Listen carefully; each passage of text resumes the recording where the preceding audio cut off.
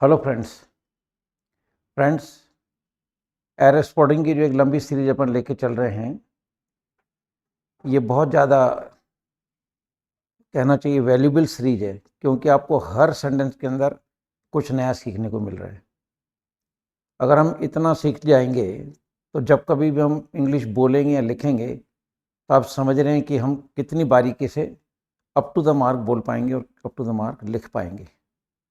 तो मेरा ये कहना है कि एयर स्पोर्टिंग जो सीरीज मैंने आप लोगों के लिए चालू कर रखी है, शुरू करी हुई है, आप उसे ध्यान से देखें और ये आपको बहुत हेल्प करेगी हर तरफ से। कॉम्पिटिटिव एग्जाम में तो करेगी करेगी। तो चलते हैं अगले 10 सेंटेंस लेके। सो कम next 10 sentences with errors are before you. So let us move to find out the mistakes. Okay, first sentence before you. I will encourage every one of my students to pursue the path of honesty in their life. Once again, I will encourage every one of my students to pursue the path of honesty in their life. Friends, आपको मालूम होगा कि जो sentence each and every से start होता है, उसमें जो आगे प्रोनाउन आएगा वो हिज या हर आता है, क्योंकि मेनली हमने जो प्राणी है उसको मेल और फीमेल में बांटा हुआ है। तो अगर मेल का सेंटेंस है तो उसमें आगे हिज आएगा, और अगर फीमेल का सेंटेंस है तो उसमें हर आएगा। कब? जब सेंटेंस ईच या एवरी से शुरू होता है। तो देखिए, I will encourage every one of my students to pursue the path of honesty in their lives. ये जो देयर शब्द आ रहा है ये स्टूडेंट्स के लिए आ रहा है, राइट? लेकिन शुरू ये एवरी वन से हो रहा है। I will encourage every one of my student, मेरे प्रत्येक स्टूडेंट को, प्रत्येक को। तो जब प्रत्येक को कर रहे हैं तो फिर यहाँ पर देयर ना करके इसको डिलीट करेंगे और यहाँ हिज आ जाएगा, सेंटेंस राइट हो जाएगा। तो जो भी सेंटेंस ईच एवरी से शुरू करते हैं उसमें अगर कभी प्रोनाउन आएगा, मेल का है तो हिज, फीमेल का है तो हर, कभी भी माई, योर, आवर, देयर नहीं आएंगे, क्योंकि मैंने आपको बता दिया कि मेनली जो क्रीचर है उसको मेल फीमेल में बांटा गया है। क्लियर? तो यहाँ पे देयर हटा के हिज कर देंगे। Being very often ill and frequently absent, he had no opportunity to finish his work or do much of it in fact. I'll go through once again. Being very often ill and frequently absent, he had no opportunity to finish his work or do much of it in fact. Hindi देखिए, being very often ill, या being का मतलब कारण है, अक्सर बीमार होने के कारण, and frequently absent, और अधिकतर वो एब्सेंट रहता था। He had no opportunity to finish his work. He had no opportunity, उसको समय ही नहीं मिला, उसे मौका नहीं मिला टू फिनिश हिज वर्क, अपना काम करने का, और do much of it in fact, यहाँ और उससे कुछ आगे कर सके। फ्रेंड्स, यहाँ और आ रहा है, यहाँ आप देख रहे हैं टू फिनिश वर्ड आ रहा है, तो और के बाद भी टू डू आएगा। क्लियर? तो और के पहले अगर टू प्लस फर्स्ट फॉर्म आ रहा है तो और के बाद भी आपको टू प्लस फर्स्ट फॉर्म लगाना है, और ये two plus first form infinity कहलाता है। तो यहाँ पे टू की कमी थी, हमने लगा दी।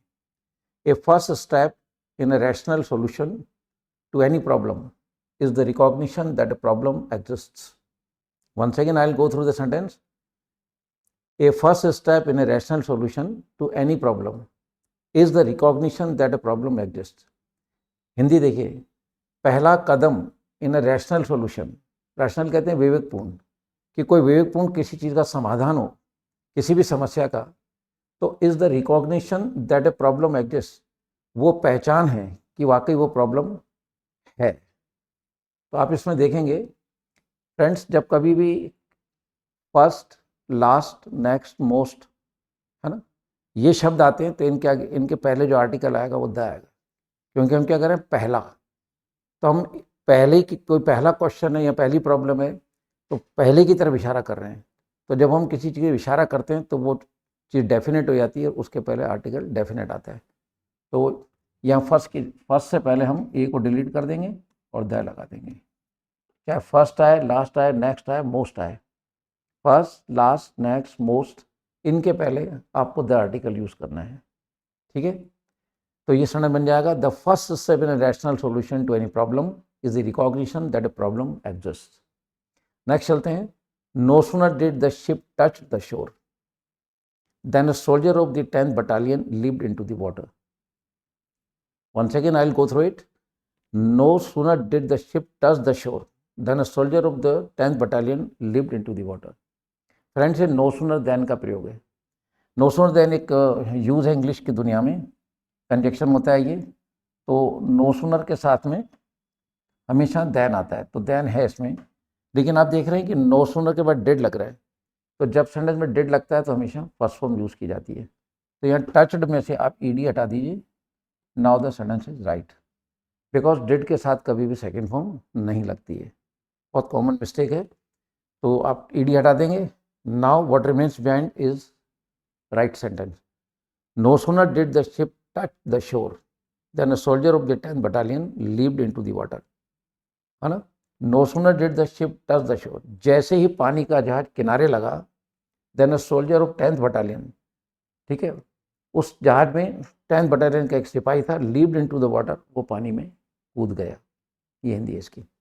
नेक्स्ट चलते हैं, India had many heroes but never one who so entirely possessed the love of his countrymen as Gandhi. Once again, India had many heroes but never one who so entirely possessed the love of his countrymen as Gandhi.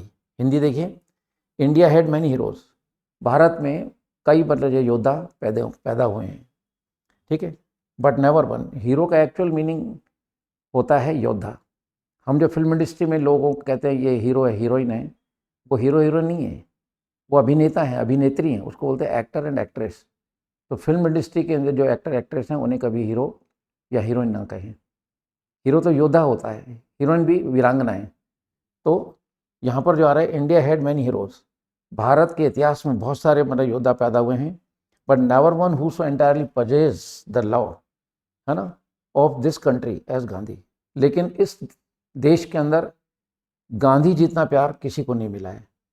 तो यहाँ पर हम कह रहे हैं, India had many heroes but never one नहीं, no one, यहाँ पर नो करेंगे। India had many heroes but no one who so entirely possess the love of his countryman as Gandhi. तो भारत में मतलब योद्धा बहुत पैदा हुए हैं, लेकिन गांधी को सबसे ज़्यादा प्यार मिला है, तो यहाँ पे नो वन आ जाएगा। नेक्स्ट चलते हैं, I am thoroughly convinced that the badness and vulgarity of modern popular art is the result of a number of interlocking causes. Once again, I will go through it. I am thoroughly convinced that the badness and the vulgarity of the modern popular art is the result of a number of interlocking causes. Hindi देखिए, I am thoroughly convinced, convinced का मतलब विश्वास दिलाना, कि मैं इस चीज़ से बिल्कुल विश्वस्त हो गया हूँ, that the badness and vulgarity of modern art, कि जो मॉडर्न आर्ट के अंदर जो मतलब बैडनेस आ रही है, वल्गैरिटी आ रही है, ठीक है ना, उसको मॉडर्न आर्ट का है तो वल्गैरिटी हमारी संस्कृति के अनुसार, लेकिन उस चीज़ को मतलब जब मॉडर्न आर्ट माना जा रहा है, is the result of A number of interlocking causes. कहता है ये सब कुछ क्यों हो रहा है, तो इसके पीछे कई उलझे हुए कारण हैं। तो फ्रेंड्स, आप देख रहे हैं, I am thoroughly convinced that the badness and vulgarity, देखिए इशारा है बैडनेस की तरफ और इशारा है वल्गैरिटी की तरफ, तो फिर वल्गैरिटी से पहले भी द आर्टिकल आएगा, क्योंकि बैडनेस के पहले भी आ रहा है। तो जब किसी चीज़ की इशारा कर देते हैं तो हमें आर्टिकल द लगाना पड़ता है। सो यहाँ पे हम लोग द इंसर्ट कर देंगे, क्योंकि बैडनेस के पहले द आ ही रहा है। वल्गैरिटी मतलब, है ना, वल्गैरिटी मतलब खराब, ठीक है। तो जो भी अपना मतलब जो खराब चीज़ें चल रही हैं उसको आजकल मॉडर्न आर्ट का नाम दे दिया गया है। क्लियर। चलिए नेक्स्ट आता है, he deserted the path of honour in order to satisfy his ambition and then went down for his doom very quickly. Once again, I am going through the sentence. He deserted the path of honor in order to satisfy his ambition and he went down for his doom very quickly. Hindi देखिए, he deserted the path of honor.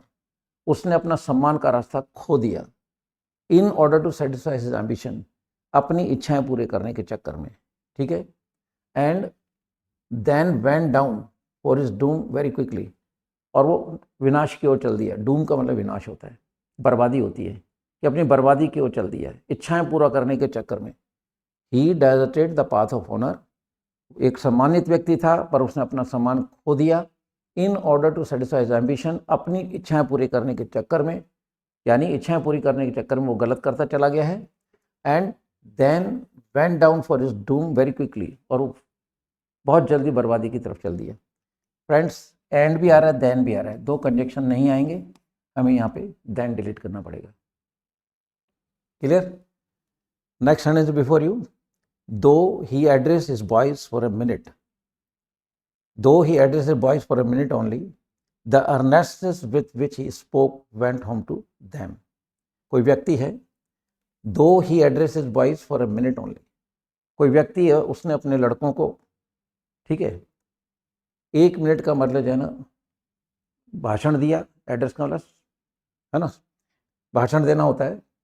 तो कोई व्यक्ति है, though he address his boys for a minute only, कि उसने अपने लड़कों को 1 मिनट की मतलब बात कही होगी, the earnestness with which he spoke, लेकिन जितना वो दिल से बोला, जितनी ईमानदारी से बोला, वेंट होम टू दैम, वो बात मतलब उनके माइंड में घर कर गई।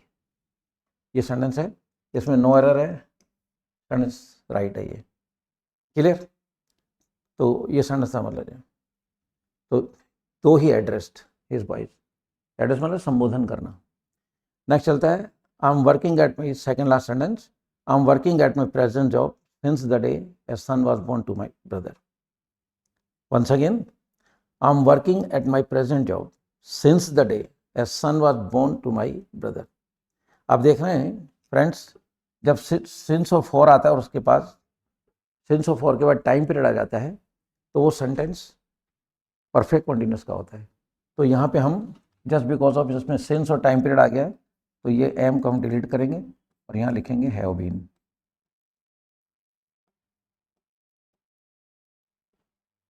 Clear? And the very last sentence of today is, I have never gone somewhere by plane or by an air condition train. कोई व्यक्ति कह रहा है, I have never gone somewhere by plane or by an air condition train. कोई व्यक्ति ऐसे बातें कर रहा है कि मैं मेरी ज़िंदगी में आज तक न तो मैं कभी प्लेन से मैंने कहीं सफ़र किया है और ना एयर कंडीशन ट्रेन से। तो I have never gone somewhere, यहाँ समवेयर नहीं आएगा, anywhere. So we have to delete some and in place of right we have to insert any. तो ये सेंटेंस बनता है, I have never gone anywhere by the plane or by an air condition train. तो friends, ये थे आज के 10 sentence. मैं मानता हूँ कि आप में से जो भी friends who are taking interest in this series of error spotting, no doubt कि उनके मतलब जो इंटरेस्ट की मैं तारीफ़ करूँगा, क्योंकि एक साधना करना भी एक बहुत बड़ी बात होती है। तो अगर आप लोग बहुत इस चीज़ को ध्यान से देख रहे हैं, तो डेफिनेटली ईच सेंटेंस मतलब इज एनरिचिंग योर नॉलेज, और ये आपको बोलने लिखने में काम आएगी। So with this words I should say goodbye. I wish you goodbye, all of you. Jai Hind.